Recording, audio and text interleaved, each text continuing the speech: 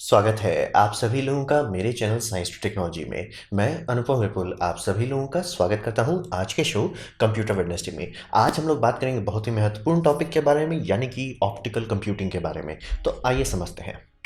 तो समझिए प्रॉब्लम क्या है कि जो ऑप्टिकल में घुस उतर रहे हैं, तो हिसाब ये है कि हम लोग का जो करंट सिलिकॉन इंडस्ट्री यानी करंट जो कंप्यूटेशनल मार्केट है वो बॉटल नेक हिट कर रहा है, यानी कि अब और नहीं उससे कुछ करवाया जा सकता। बहुत सारे चीज़ जो है आके मतलब समझिए रुक गया है। एग्जाम्पल के तौर पे अगर आप 1985 में कंप्यूटर प्रोसेसर खरीद रहे होते उसको मतलब ये मेगा हर्ट्स में नापा जा रहा था। फिर अब 1990 में है गीगा छूने लगे, 1 गीगा हर्ट्स हुआ, 2 गीगा, तो एक अच्छा खासा स्पीड चल रहा था। लेकिन अगर आप रिसेंटली नोटिस किए होंगे ऑलमोस्ट गीगाहर्ट्ज़ प्रोसेसर का बढ़ना रुक चुका है। मतलब आप समझिए बस ये हो रहा है कि हम लोग 5 को कितना नज़दीक से छू पा रहे हैं। जनरली अभी भी सारे मेन स्ट्रीम प्रोसेसर कहिए 3.5 पे से स्टार्ट होंगे और 4 पे 4.5 पे रुक जाते हैं। 5 पे कोई भी ऐसा नहीं है कि अच्छा ये 5 है चलता ही रहेगा, और सर्वर प्रोसेसर जनरली उससे नीचे ही रहते हैं।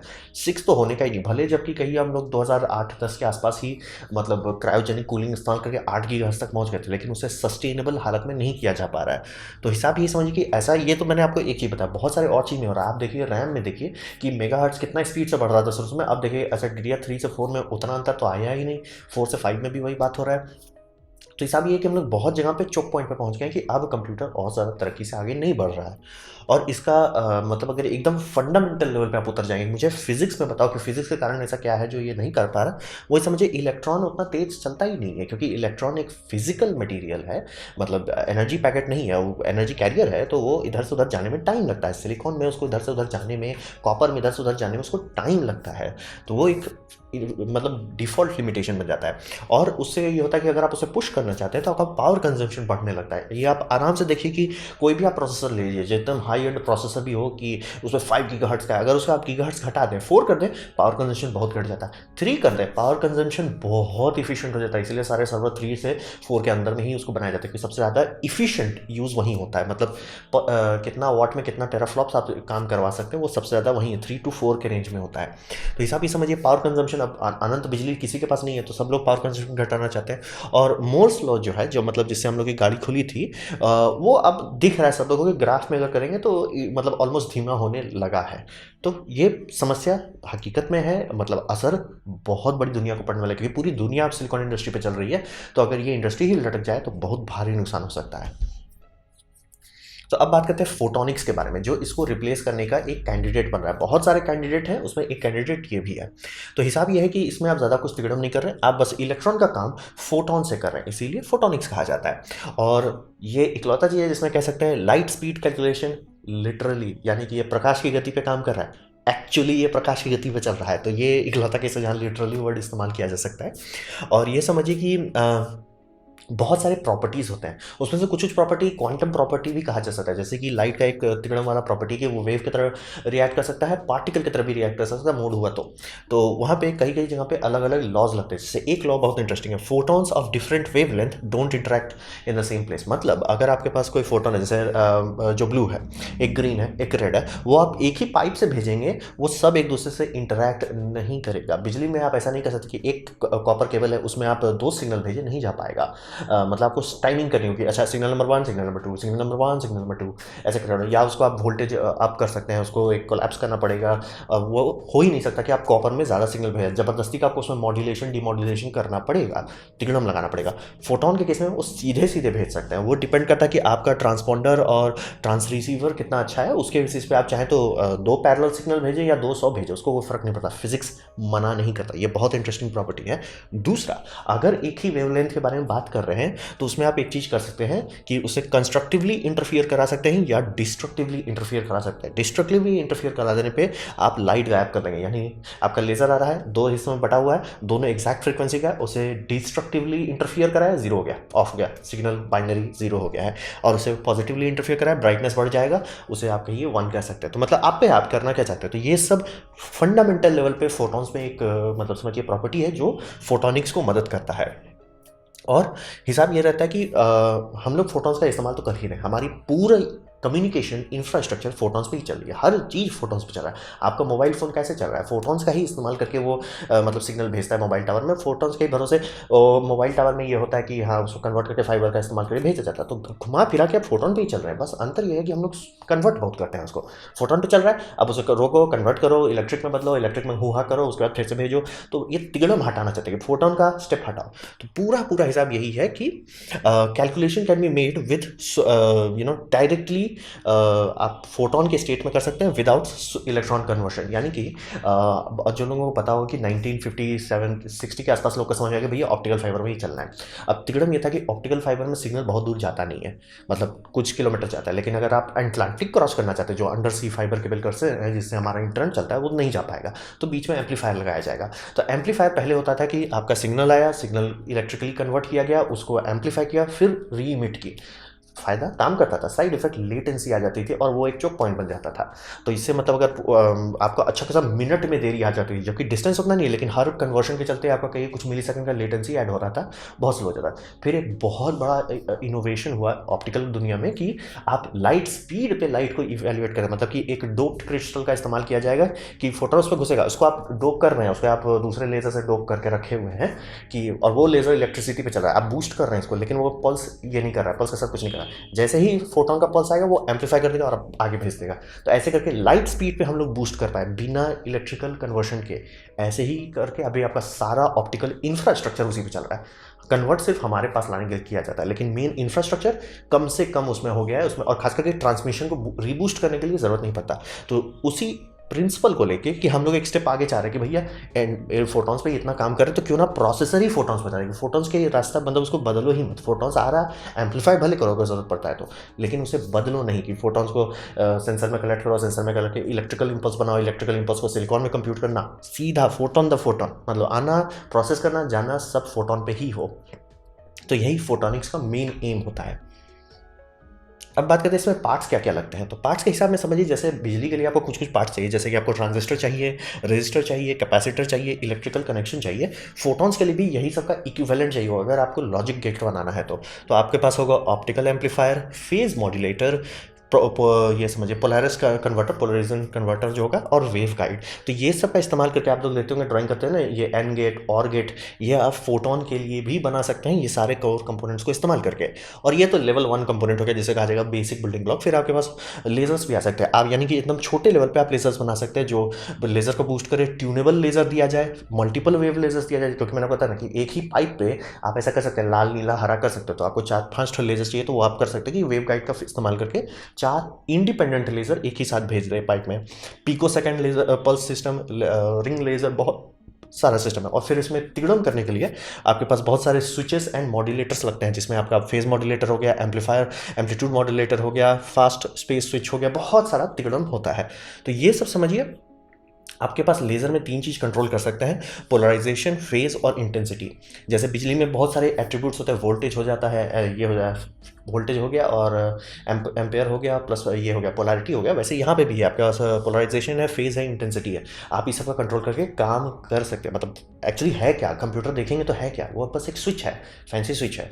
तो वैसे ही आप लाइट के लिए कर रहे हो तो आपको पूरा लाइट को बदलना नहीं है, मेन वही तिगड़म है, लाइट को बदलना नहीं है। तो लाइट के लिए वो सब डिवाइसेस बनाने पड़ेंगे। और ये सब जो है, मतलब जितने आपको डिवाइसेस बता रहे, जैसे ऑप्टिकल एम्पलीफायर हो, लेजर्स हो, रिंग लेजर्स हो, फास्ट फेज मॉड्यूलेटर हो, WDM हो, ये सारी चीज़ एक आईसी में लगाया जा सके। हमारा इंटीग्रेटेड सर्किट का दुनिया, यानी आपका मोबाइल फ़ोन सिर्फ इसीलिए पॉसिबल हुआ है कि हम लोग सिंगल आईसी के अंदर करोड़ों काम करने लग गए। और करोड़ों में बहुत छोटा बोल रहा हूँ, अरबों में एक्चुअली होता है, मतलब गिनेंगे तो अरबों में ट्रांजिस्टर्स आ जाते हैं। तो हिसाब वही समय पार्ट्स, जैसे इलेक्ट्रिसिटी के लिए इंडिपेंडेंट पार्ट्स होते हैं, फोटॉन्स के लिए इंडिपेंडेंट पार्ट्स बनाया जाएगा, और ये सब को एक चिप के अंदर डाला जाएगा, माइक्रो मिनिचराइज किया जाएगा। अब बात करते हैं उम्मीद क्या है, इतना तिगड़म करने का फ़ायदा क्या होगा, उम्मीद क्या है इससे। तो हिसाब यह है कि आपकी एनर्जी इफिशिएंसी बहुत बढ़ जाएगी। तो एनर्जी इफिशिएंसी का एक बात समझिए कि अगर आप देखेंगे कि जैसे कोई भी प्रोसेसर लें, जैसे राइजन का आप कोई प्रोसेसर लेते हैं या इंटेल का कोई प्रोसेसर लेते हैं, उस प्रोसेसर में एक बिट को आप फॉलो कीजिए कि ये बिट एक जगह पर जा रहा है, ठीक है, चलिए आप वो प्रोसेसर कोर पर जा रहा है। अब मान लीजिए उसको कंप्यूट करने में, वो बिट को कंप्यूट करने में उसको मान लीजिए 2 जूल की एनर्जी लगी, ठीक है, सब चीज़ बम में। अब देखेंगे उसको कोर से लेके उसे कैश में डालना या रैम में डालने में उसको 200 लग जाता है। मतलब हम लोग का अभी जेन्युइनली ऐसा हालत में हम लोग फंसे हुए हैं कि कंप्यूट करना आसान है, लेकिन उसको डेटा को इधर से उधर करना बहुत मुश्किल है। ऑप्टिकल फाइबर का सबसे बड़ा फ़ायदा, वो मूव करने में सबसे आसान होता है, और प्लस कंप्यूट आप लाइव कर रहे हैं, यानी कि मतलब आप इंटरफेरेंस पैटर्न बना रहे हैं तो वो लाइट स्पीड पे काम कर रहा है, स्लो कहीं नहीं हो रहा, आप सारा काम लाइट स्पीड पे कर सकते हैं। तो इफिशियंसी आपकी बहुत बढ़ेगी, प्लस इससे पेटा हर्ट्स इलेक्ट्रॉनिक्स पॉसिबल हो जाता है। अभी किसी के पास नहीं है, लेकिन मतलब समझिए फिजिक्स जैसे इलेक्ट्रिकली हम लोग कहिए 10 गीगाहर्ट्ज से नीचे ही रहने वाले हैं। 10 गीगाहर्ट्ज में भी बहुत फॉल्ट आने लगे, इसीलिए आप देखिए कि गीगाहर्ट्ज हम लोग ऑलमोस्ट प्लेटो कर गए हैं। तो वैसे ही इसका भी प्लेटो आएगा, लेकिन इसका प्लेटो है पेटा हर्ट्ज पे, यानी कि एक पेटा हर्ट्ज का प्रोसेसर का मतलब होता है 10 लाख गीगाहर्ट्ज। बहुत ज़्यादा ज़ीरो है, बहुत बहुत बहुत ज़्यादा ज़ीरो है। तो मतलब समझ लीजिए, अगर आपका गाड़ी का जो कंप्यूटर बनाने के बारे में बात हो रहा है कि फोटोनिक्स पर बनाया जाएगा, उसके लिए ऐसा होगा कि कंप्यूटर जो चल रहा है उस कैमरा से मान लीजिए इमेज प्रोसेस कर रहा है, वो प्रोसेस कर रहा होगा इमेज को मान लीजिए 500 फ्रेम पर सेकंड पे, ठीक है, उसको दिख रहा है 500 फ्रेम पर सेकंड पे, मतलब स्लो मोशन पे उसको दुनिया दिख रही है। ये होगा सिलिकॉन कंप्यूटर का। इस कंप्यूटर के लिए वो ऐसा हो जाएगा कि दुनिया रुक गई है, वो कंप्यूटर इतना तेज चलेगा कि मतलब जैसे आप मूवी में देखते हैं ना कि फ्लैश जब चलता है फुल स्पीड पे तो पूरी दुनिया रुक जाती है, ये कंप्यूटर उतना तेज हो जाएगा कि हर चीज़ उसके लिए रुक जाएगा। मतलब गाड़ी भिड़ने वाला है, उसमें सोचेगा कि अच्छा एक्सेलरोमीटर का डेटा निकालो, तो अच्छा एक्सेलरोमीटर अभी तक 1 सेकंड नहीं बीता, एक्सेलरोमीटर का डेटा आया, ठीक है, तो हमारा 4 टायर है, अच्छा चारों टायर का क्या क्या व्यवस्था है, अच्छा 3 टायर फिसल रहा है, 1 टायर में ग्रिप है, अच्छा उस पर ब्रेक लगाओ, सिग्नल भेजे जाए, अरे उसको पता है उतना स्पीड पर चला, उसको पता है कि सिग्नल भेजने में टाइम लगेगा और तब तक वो प्रोसेस करेगा। अच्छा ब्रेक हम लगा रहे हैं तो ब्रेक लगाने से टर्निंग इधर से आएगा, गाड़ी का क्रम्पल जोन किधर है, गाड़ी का क्रम्पल जोन लेफ्ट साइड में बम है, ठीक है, काम करो लेफ्ट से भिड़ा दिया जाए गाड़ी, ताकि कम से कम नुकसान हो। आराम से वो सोच के कर रहा है, उसके पास टाइम है, इतना ज़्यादा फास्ट हो जाएगा। मतलब समझिए फ्लैश की स्पीड से आपका कंप्यूटर क्रैश भी होगा, अगर आपका कंप्यूटर क्रैश होकर रिकवर होकर रिबूट हो जाएगा, आपको पता भी नहीं चलेगा, ब्लिंक भी नहीं कर पाएंगे आप, ये बहुत ज़्यादा फास्ट होता है। और ये समझिए, अगर ये सक्सेसफुली इंप्लीमेंट कर लिया जाता है तो ये नया स्टेप है। जैसे कि ये सिलिकॉन में जैसे ही हम लोग करने लगे एचिंग करने के, इससे पूरी दुनिया बदल गई, वैसे ही अगर हम लोग फोटोनिक्स पे करने लगे फिर से दुनिया बदल जाएगी। ऐसे कई लोग कह रहे हैं कि ये 21st सेंचुरी, जैसे 20th सेंचुरी के लिए ये बहुत इंपॉर्टेंट है, ये 21st सेंचुरी के लिए बहुत इंपॉर्टेंट होगा, क्योंकि पूरा दुनिया तो फाइबर पे चल ही रहा है, सीधा सीधा फाइबर पे चल रहा है, तो क्यों ना प्रोसेसिंग भी फाइबर पे ही कर दिया जाए। तो हिसाब ये समझिए कि, और इसका एक फ़ायदा है क्योंकि कम्युनिकेशन में इतना इंपॉर्टेंट है, बहुत सारे डेवलपमेंट जो है साइड साइड में पहले से ही किए जा रहे हैं। जैसे मैंने आपको वेव गाइड बताया, लेजर्स बताया, लेजर्स एम्पलीफायर बताया, रिंग ऑसिलेटर है, ये सब पहले से ही इस्तेमाल हो रहा है। बस किसी को आइडिया है क्यों ना उतना सब जो टेक्नोलॉजी डेवलप होगी उसको मिक्स करके एक प्रोसेसर ही क्यों ना बना दिया जाए। और अगर आप चाहें, अगर आपका पॉकेट गहरा है तो आप अभी भी खरीद सकते हैं जो लाइट का इस्तेमाल करेगा, लाइट का प्रॉपर्टीज़ का इस्तेमाल करके आपको कंप्यूट कार्ड मिलेगा। जैसे ग्राफिक्स का क्या है, कंप्यूट कार्ड है, तो वैसे ही आप अभी खरीद सकते हैं पीसीआई एक्सप्रेस बेस, जो आपको लाइट का इस्तेमाल करके पैरेलल प्रोसेसिंग करके दे देगा, लाइट स्पीड पे काम करके देता है। ये स्लो डाउन होता है क्योंकि ऑब्वियसली ये डेटा लेता है इलेक्ट्रिकली, उसे प्रोसेस करता है, लाइट का इस्तेमाल करता है, फिर डेटा दे देता है इलेक्ट्रिकली। पाइपलाइन में सिर्फ प्रोसेसिंग लाइट पे हो रहा है, तो ऑब्वियसली बेटर है, और ये काफ़ी कंप्यूट एक्सपेंड करता है। मतलब इनका हिसाब है कि ये 10 गुना ज़्यादा परफॉर्मेंस 90% लेस एनर्जी में दे पाते हैं।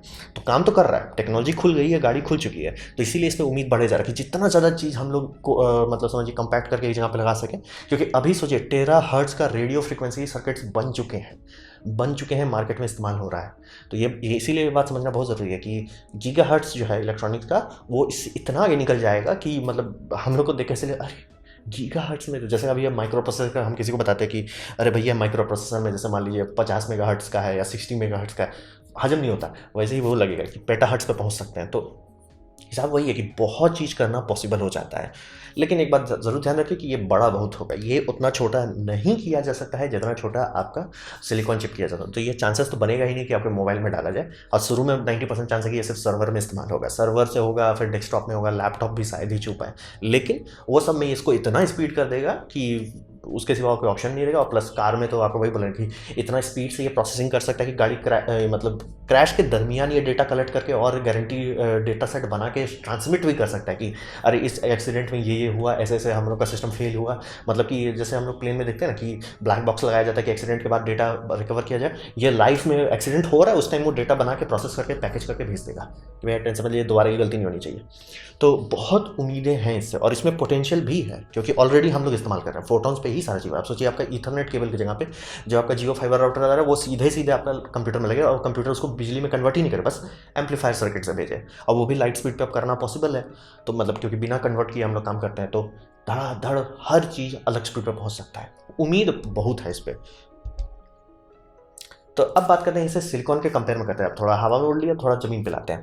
तो हिसाब ये समझिए कि अभी हमारी दुनिया में कंप्यूटर का परफॉर्मेंस के कारण कोई काम नहीं अटक रहा है। एंड्रॉइड का मोबाइल फ़ोन अच्छा मतलब सस्ते लेवल, बहुत सस्ते लेवल का बात करता हूँ, उसमें कोई भी ये प्रॉब्लम नहीं है कि प्रोसेसर बम नहीं है, ये नहीं है, सिर्फ इंटीग्रेशन ख़राब है। यानी कि जो सॉफ्टवेयर बना रहे हैं, जिस ओएस पे चलाया जा रहा है, वो ओएस को जिस इंस्ट्रक्शन सेट आर्किटेक्चर पे चलाया जा रहा है, ये तीनों के बीच में स्मूथ पाइपलाइन नहीं है, ये एकदम हौच-पौच किया हुआ है और लेगेसी का आर्किटेक्चर खूब सारा पड़ा हुआ है। तो हौच-पौच के चलते हम लोग का जो मैक्सिमम परफॉर्मेंस है वो नहीं अचीव कर पा रहे हैं। एग्जांपल के तौर पे देखिए कि पुराना जो आईफोन था, यानी जो बहुत पुराना, बहुत गैप गुजरा उसमें प्रोसेसर था, मतलब उसका प्रोसेसर से ज़्यादा बेटर प्रोसेसर आपका ये एंड्रॉइड दे रहा था, वो भी जेन 1 में।